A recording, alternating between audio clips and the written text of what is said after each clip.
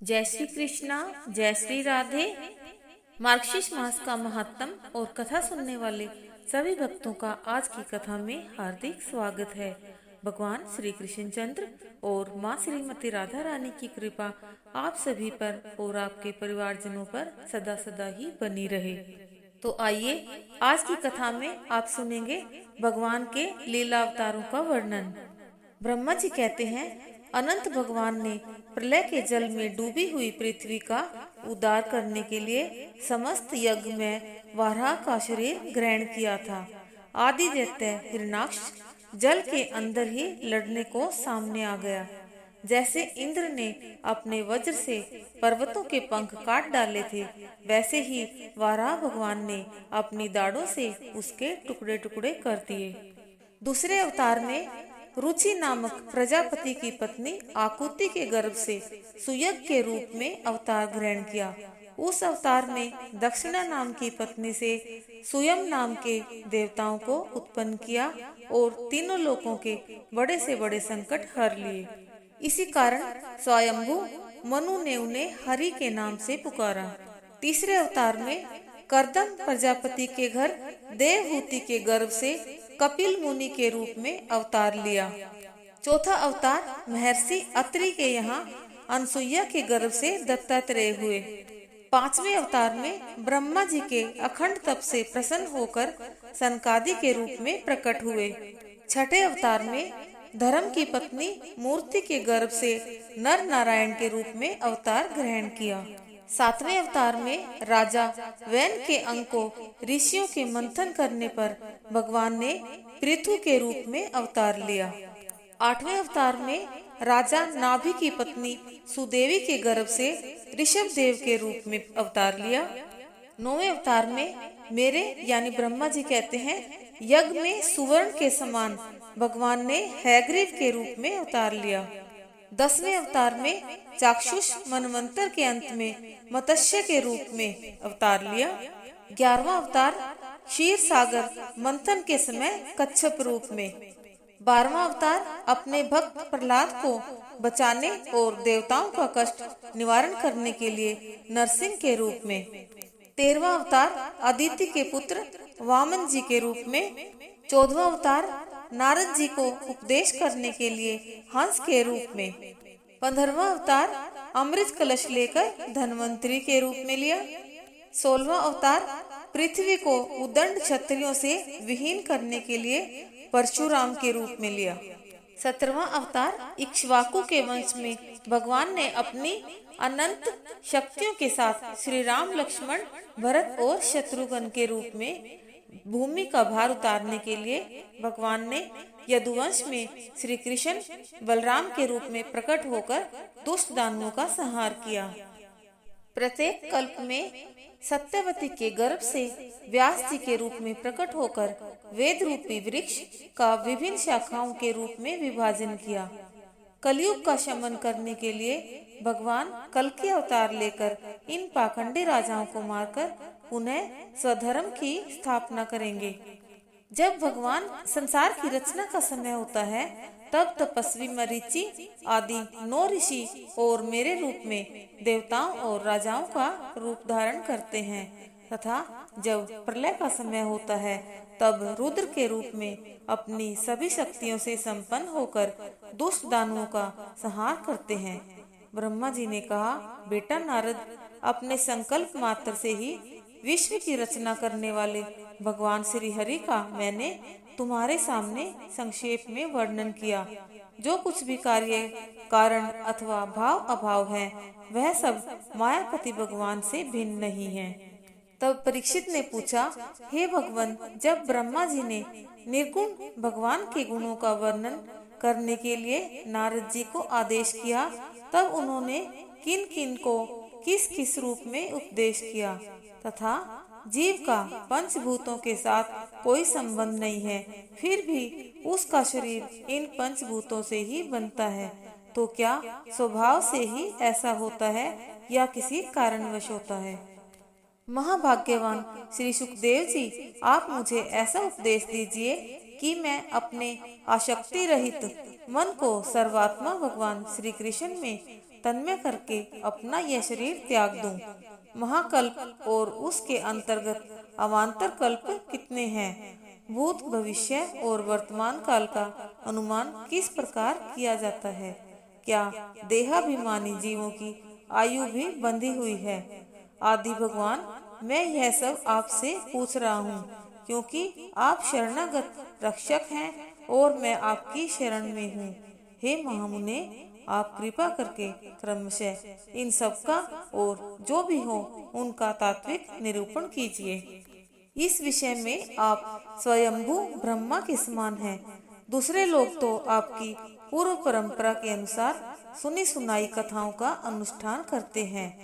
तब श्री सुखदेव जी के पूछने पर परीक्षित ने कहा, हे भगवान, आप मेरी भूख और प्यास की चिंता न करें, क्योंकि आपके मुखारबिंद से निकलने वाली भगवान की अमृतमयी लीला कथा का पान कर रहा हूँ। अब और कोई कामना शेष नहीं रही। सूत जी कहते हैं, शौनकादि ऋषियों, जब राजा परीक्षित ने संतों की सभा में भगवान की लीला कथा सुनने के लिए इस प्रकार प्रार्थना की, तब श्री सुखदेव जी ने बहुत प्रसन्नता पूर्वक उन्हें वही वेद तुल्य श्रीमद् भागवत पुराण सुनाया जो ब्रह्म कल्प में स्वयं भगवान ने ब्रह्मा जी को सुनाया था। श्री सुखदेव जी कहते हैं, परीक्षित, जैसे स्वप्न में देखे जाने वाले पदार्थों के साथ उसे देखने वाले का कोई संबंध नहीं होता, वैसे ही देहादि से अतीव अनुभव स्वरूप आत्मा का माया के बिना दृश्य पदार्थों का कोई संबंध नहीं हो सकता, क्योंकि विविध रूप वाली माया के कारण यह विविध रूपों वाला प्रतीत होता है, और जब उसके गुणों में रम जाता है तब यह मैं हूँ, यह मेरा है, इस प्रकार मानने लगता है। किंतु जब यह गुणों को क्षुब्ध करने वाले काल और मोह उत्पन्न करने वाली माया इन दोनों से परे अपने अनंत स्वरूप में मोह रहित होकर रमण करने लगता है, आत्मा राम हो जाता है, तब यह मैं मेरा का भाव छोड़कर पूर्ण उदासीन गुणातीत हो जाता है। ब्रह्मा जी की निष्कपट तपस्या से प्रसन्न होकर भगवान ने उन्हें अपने रूप का दर्शन कराया और आत्म तत्व के ज्ञान के लिए उन्हें परम सत्य परमार्थ वस्तु का उपदेश किया। वही कथा मैं तुम्हें सुनाता हूँ, जिसके सुनने से शोक मोह आदि सभी संशय मिट जाते हैं। श्री सुखदेव जी कहते हैं, परीक्षित, तीनों लोकों के परम गुरु आदिदेव ब्रह्मा जी अपने जन्म स्थान कमल पर बैठकर सृष्टि करने की इच्छा से विचार करने लगे, परंतु जिस ज्ञान दृष्टि से सृष्टि का निर्माण हो सकता था और जो सृष्टि बढ़ाने के लिए वांछनीय है, वह दृष्टि उन्हें प्राप्त न हुई। एक दिन वे यही चिंता कर रहे थे कि प्रलय के समुद्र में उन्होंने व्यंजनों के 16वें और 21वें अक्षर त और प, तप तप तप करो, इस प्रकार 2 बार सुना। परीक्षित, इस तप को ही महात्मा लोग त्यागियों का धन मानते हैं। यह सुनकर ब्रह्मा जी ने वक्ता को देखने की इच्छा से चारों ओर देखा, परंतु वहां दूसरा कोई दिखाई न पड़ा। वह अपने कमल पर बैठकर यह निश्चय करने लगे कि मुझे तप करने की आज्ञा मिली है। उसी में अपना हित समझकर उन्होंने अपना मन तपस्या में लगा दिया। ब्रह्मा जी तपस्वियों में सबसे बड़े तपस्वी हैं। उनका ज्ञान अमोघ है। उन्होंने उस समय एक सहस्त्र दिव्य वर्ष पर्यंत एकाग्रचित से अपने प्राण, मन और कर्मेंद्रियों और ज्ञानेंद्रियों को वश में करके ऐसी तपस्या की जिससे वे समस्त लोकों को प्रकाशित करने में समर्थ हो गए। उनकी तपस्या से प्रसन्न होकर भगवान ने उन्हें अपना वह लोक दिखाया जो सर्वश्रेष्ठ है और जिससे परे दूसरा कोई लोक नहीं है। उस लोक में किसी भी प्रकार के क्लेश, मोह और भय आदि नहीं है। जिन्हें कभी एक बार भी उसके दर्शन का सौभाग्य प्राप्त हुआ है, वे देवता बार बार उनकी स्तुति करते रहते हैं।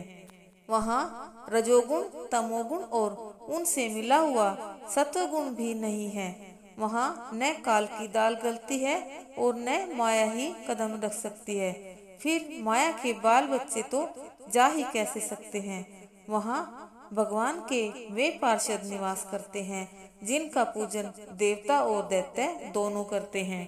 हे परीक्षित, ब्रह्मा जी उस तपोबल के प्रभाव से ही ब्रह्मा जी उस कमल पुष्प के मध्य भाग के अंदर ही अंदर उसका मूल आधार जो परब्रह्म परमात्मा का नाभि सरोवर यानी गर्भ है, उन प्रभु के गर्भ में ही तीनों लोक और 14 भुवन और उनके देवता आदि संपूर्ण चर और अचर, उन सब से ऊपर प्रभु का वह बैकुंठ लोक देखा।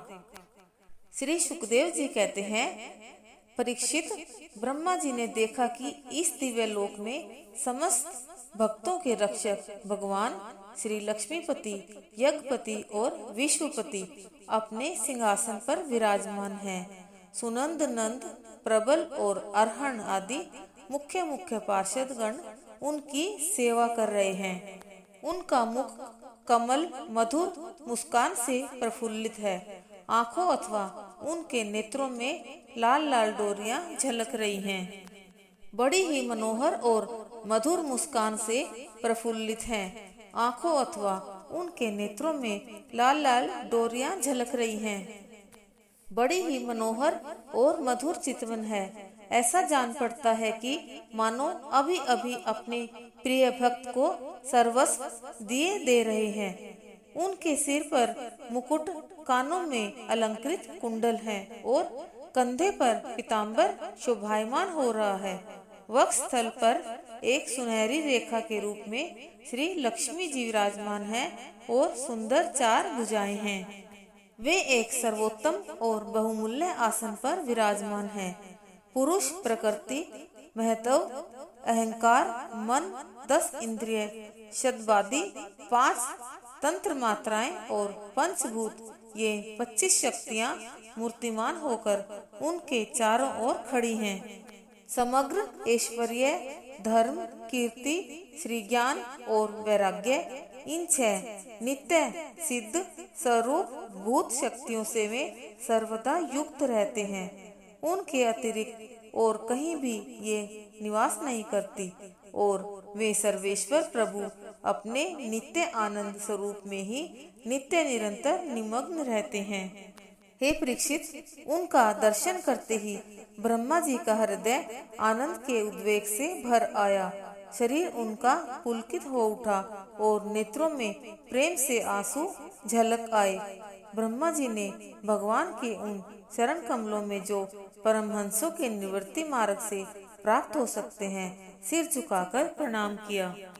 ब्रह्मा जी के प्यारे भगवान ने अपने प्रिय ब्रह्मा को प्रेम और दर्शन के आनंद से निमग्न देखकर अपने शरणागत तथा प्रजा सृष्टि के लिए आदेश देने योग्य देखकर बहुत प्रसन्न हुए और उन्हें अपने हृदय से लगाया तथा मंद मंद मुस्कान से युक्त वाणी में कहा। श्री भगवान जी कहते हैं, प्यारे ब्रह्मा जी, तुम्हारे हृदय में तो समस्त वेदों का ज्ञान विद्यमान है। तुमने सृष्टि रचना की इच्छा से चिरकाल तक तपस्या करके मुझे भली भांति संतुष्ट कर दिया है। मन में कपट रखकर योग साधन करने वाले मुझे कभी भी प्रसन्न नहीं कर सकते। तुम्हारा कल्याण हो और तुम्हारी जो भी अभिलाषा हो वही वर मुझसे मांग लो, क्योंकि मैं मुंह मांगी वस्तु देने में समर्थ हूँ। मेरे यहाँ कुछ भी अदेय नहीं है। ब्रह्मा जी ने कहा, हे भगवान, आप समस्त प्राणियों के अंतःकरण में साक्षी रूप से विराजमान हैं और आप सर्वज्ञ हैं। आप यह भी जानते हैं कि मैं क्या करना चाहता हूँ।